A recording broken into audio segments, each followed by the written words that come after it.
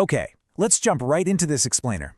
Today, we're unpacking a really profound ancient story that's probably going to challenge everything you thought you knew about true devotion, duty, and just how we navigate the daily grind. If you've ever felt completely overwhelmed by your day-to-day life and wondered how it actually fits into the big picture, well, this story is absolutely going to change your perspective. So, here's the core mystery we're looking at today. It's kind of like a classic showdown of spiritual philosophies. In one corner, you've got a celestial sage who literally does nothing but pray, totally detached from the world.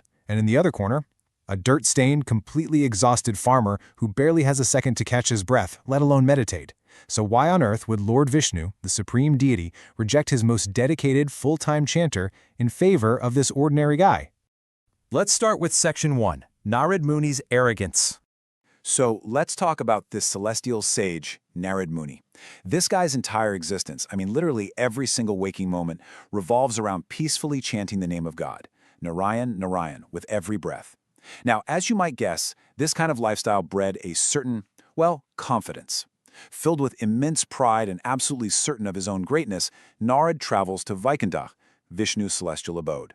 He's strolling through these serene forests, plucking his lute, just totally expecting to hear his own name praised as the undisputed greatest devotee in existence. But when he finally gets there, bows down and asks Vishnu who the absolute greatest devotee across all three worlds is, Vishnu drops a total bombshell, an ego-shattering answer. He doesn't name the sage who chants his name thousands of times a day. Nope.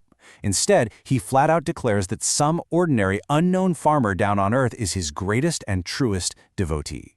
Which brings us to Section 2, the farmer's reality.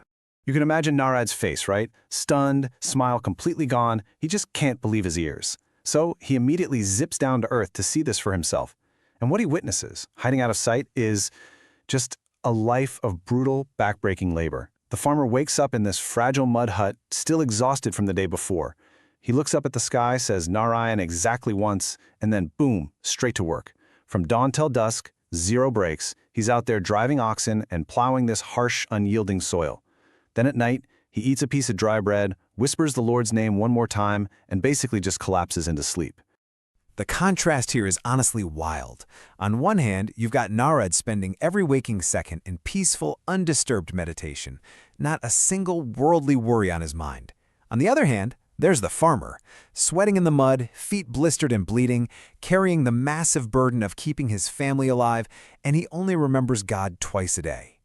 So Narad is watching this guy silently suffer, veins popping from the strain, totally consumed by the dirt and the sweat, and not uttering a single prayer while he works. And Narad? He's getting frustrated. Actually, he gets genuinely angry at Vishnu's judgment, feeling like it totally diminishes his own lifelong 24/7 dedication. Wouldn't you? Moving on to Section 3, the oil bowl test. Narad marches straight back up to Vishnu, furiously complaining that a man who spends his whole day thinking only of mud and survival just cannot be the universe's greatest devotee. But instead of arguing or telling Narad to check his ego, Lord Vishnu calmly hands him a really peculiar challenge. He gives Narad a clay bowl filled to the absolute brim with oil. We're talking so full that even a tiny tremble of the hands or a light breeze would cause it to spill over. Vishnu lays out the rules. He tells Narad, look, I'll gladly answer your doubts about the farmer. But first, you have to walk one full circle around this massive rocky mountain, and you cannot let a single drop of oil spill from this bowl. Desperate to prove his point, Narad takes the bowl. But men, this treacherous rocky mountain path demands an insane, nerve-wracking level of concentration. He's stepping so carefully over jagged stones. He doesn't see the blue sky, he doesn't hear the birds, nothing. His eyes are just laser-focused on the rim of that bowl, sweating under the immense pressure. And for the very first time in his life, his constant, continuous chanting just stops. Total silence.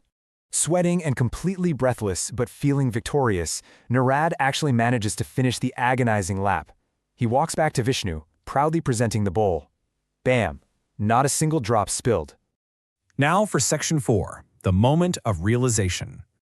So Narad is riding this massive high of arrogant victory. He is absolutely certain he just crushed the universe's hardest test and proved his unparalleled focus.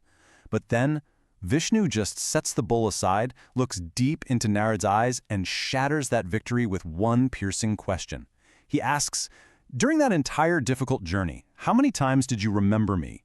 The answer, 0. Not once. Stuttering, all that pride instantly evaporating, Narad is deeply ashamed. He has to admit the truth. He explains how the immense pressure of balancing the oil, the fear of spilling it, the dangerous path, it just totally consumed his mind. The sheer burden of the task made him completely forget his precious chanting.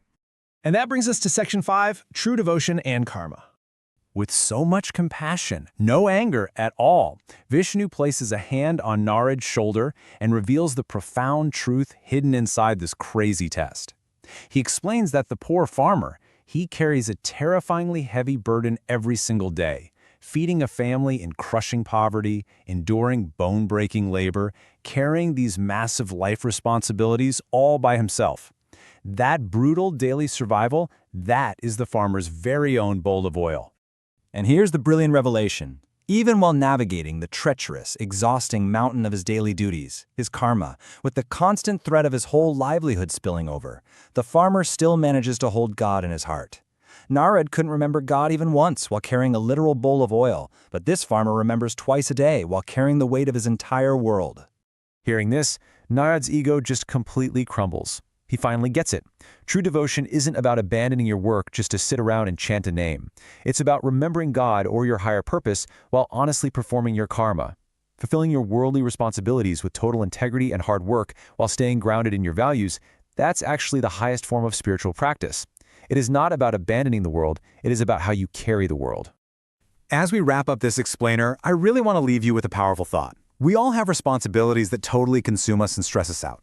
So take a second to reflect on your own daily grind. What is your personal bowl of oil? And amidst the crushing pressure of carrying it, how gracefully are you balancing those duties with the faith, values, or purpose that truly matter to you? Think about it.